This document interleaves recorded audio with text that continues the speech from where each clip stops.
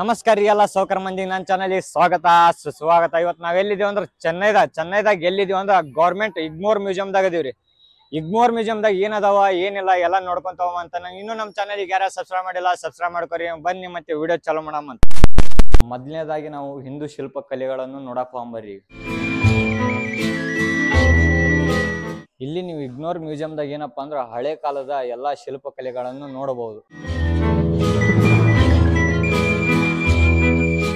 So ನನ್ನಿಂದ ನೀವು ಏನ್ ನೋಡಕ್ ಕುಂತೀರಿ, ಇವು ಎಲ್ಲ ಬುದ್ಧ ಶಿಲ್ಪ ಕಲೆಗಳು.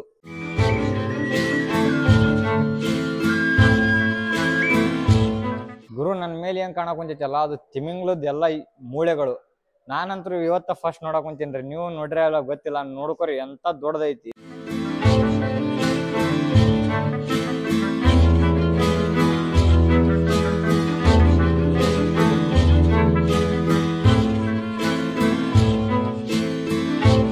ಸೊ ನೀವು ದಿನಾಲು ಪಕ್ಷಿ ನೋಡ್ತಿರ್ತೀರಿ. ಪಕ್ಷಿ ಒಳಗ ವೆರೈಟಿ ಯಾವ್ಯಾವ ಅದಾವ ಅಂಬುದು ನೋಡಿರಲಿಲ್ಲ. ಈ ಪಕ್ಷಿ ಒಳಗ ವೆರೈಟಿ ಯಾವ್ಯಾವ ಅದಾವ ಅಂಬುದು ನೋಡ್ರಿ.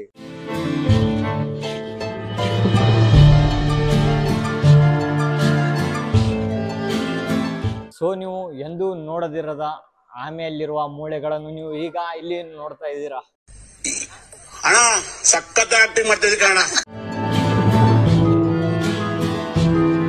ವೆರೈಟಿ ಹಾವು ಅಂತೂ ಒಟ್ಟ ನೋಡಿಲ್ಲ, ಇದ ಫಸ್ಟ್ ಟೈಮ್ ನೋಡ್ತೀರ. ಅದು ಎಷ್ಟೊಂದು ವೆರೈಟಿ ಹಾವುಗಳು ಅದಾವ ನೋಡ್ರಿ.